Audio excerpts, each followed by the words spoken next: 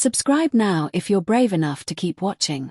The wind howled through the streets of Redfield, a small, secluded town where nothing ever seemed out of the ordinary. But on one cold autumn night, everything changed. Jenna Lewis had been the town's high school librarian for over a decade, known for her quiet, kind demeanor. She loved the stories that filled the dusty shelves of the library, but there was one story that everyone knew and no one spoke of: legend of the Hollowbrook House. It was a crumbling mansion at the edge of town, veiled in secrecy. No one had lived there for years. In fact, most people believed it was abandoned. But every Halloween, Jenna would disappear for a few days, as if drawn to the dark house by some unseen force. No one ever questioned her until this year. When she didn't return after the first night, people began to worry. The town had grown used to her yearly disappearances, but this time felt different. By the third day, whispers filled the air. A group of local teens, feeling brave, decided to investigate the Hollowbrook House. They had heard rumors that Jenna had found something there, something that haunted her. The teens snuck into the mansion in the dead of night, armed only with their cell phones.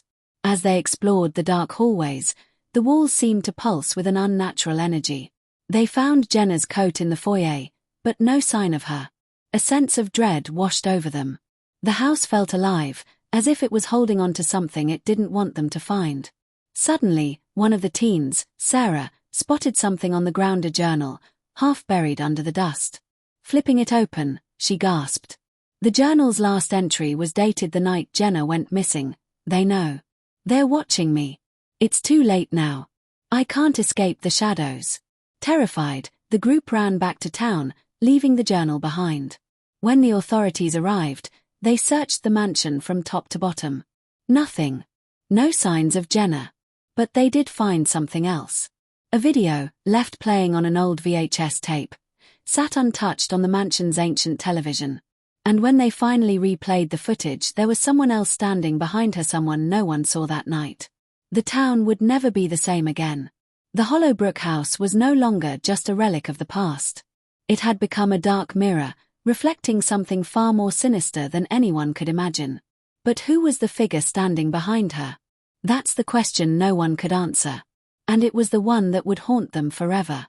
Subscribe now if you're still brave enough to uncover the truth.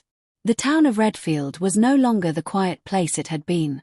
Fear had spread through its streets like a shadow, lingering in every corner, every creaking door. Jenna had been gone for weeks, and yet no one could forget the image burned into the police's memory. The figure behind her, standing motionless in the dark. Detective Mark Harris had taken the case into his hands, but the more he dug, the deeper the mystery became. The Hollowbrook House was the key. It wasn't just a run-down mansion, it was a prison of secrets, a place where time seemed to bend in strange, unsettling ways. The walls whispered, and the air hung thick with the weight of things unsaid.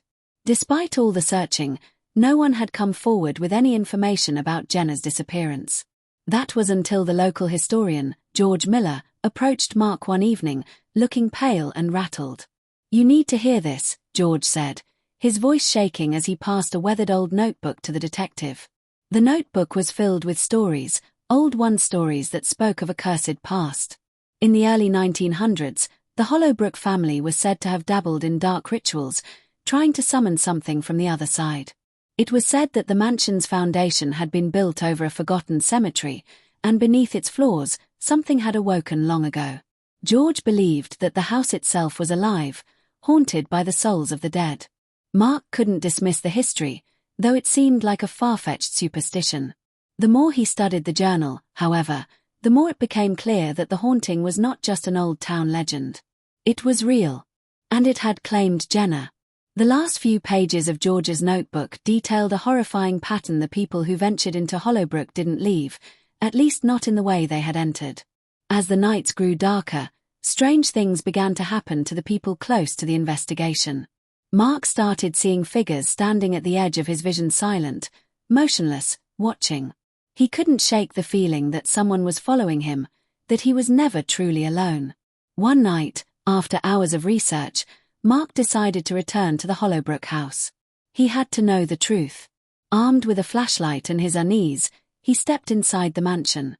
The air was thick, cold, and damp, carrying an oppressive weight. As he explored, the floorboards groaned underfoot, and the silence was deafening. Then, in the attic, he found something that made his heart freeze. A large, antique mirror covered in dust. It wasn't there in the footage. It wasn't in the previous searches. And it was unmistakable.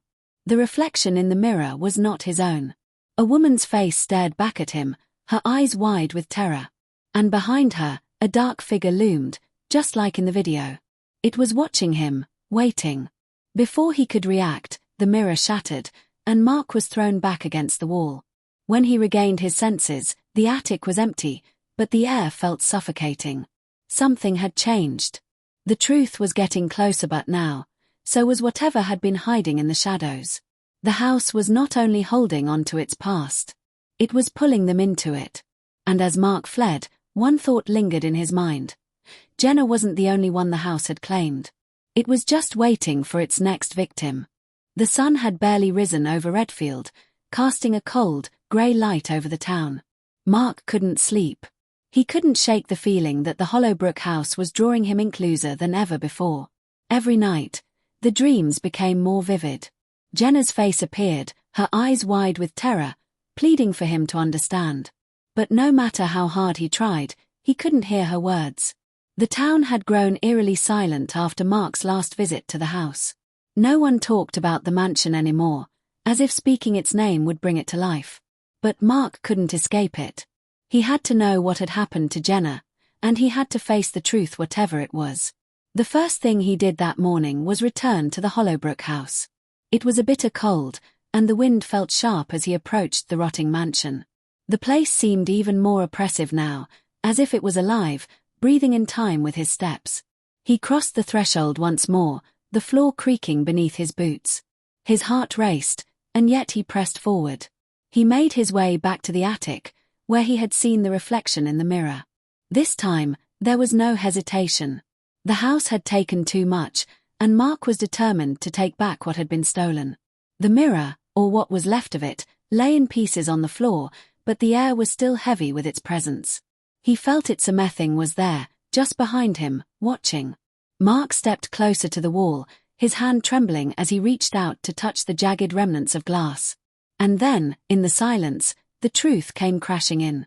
The shards of glass began to shift and move on their own, forming shapes. Visions of Jenna, standing in the attic, her face twisted in terror. The figure behind her was clearer now, as if it were becoming solid. Mark gasped. He couldn't look away. The figure was not a ghost. It was a man, pale, gaunt, with hollow eyes. And he was smiling. The image flickered, and suddenly, Mark wasn't in the attic anymore. He was back in the library, standing next to Jenna, who was smiling softly at him. But something was wrong. The air was thick with an unnatural heaviness. Mark reached out to touch her shoulder, but his hand passed straight through her. She wasn't real. Jenna's voice echoed in his mind. Don't trust it, don't trust the house. It's not what it seems. The reflection in the shattered mirror warped again, and Mark found himself back in the mansion, his breath quickening. He had no time to think. The figure behind him was closing in, the smile widening into something grotesque. Mark stumbled back, panic rising in his chest. The shadows in the corner of the room grew longer, darker. With no other choice, Mark turned and ran, his footsteps echoing in the empty house. But the door wouldn't open. He pulled harder, but the handle wouldn't budge. It was as if the house itself had locked him in. Then, just as he felt the pressure building, everything stopped. A voice, soft and chilling, whispered in his ear, "You should have never come back." Mark turned around. The figure, still smiling, stood before him, its face now fully revealed. But it wasn't just the gaunt man, it was Jenna, too. Her face was twisted, her eyes blackened. She wasn't pleading anymore. She was smiling, too. And then it hit him. The house hadn't taken Jenna. The house was Jenna. The walls of the mansion closed in on him, the darkness overwhelming every sense. His pulse pounded in his ears, the last breath of reality slipping away as the shadows swallowed him whole. The Hollowbrook House wasn't just a place of haunting, it was a prison. And now, Mark was part of it. The house had gotten what it wanted. And as the door to the attic slammed shut, trapping him inside, The house fell silent once more.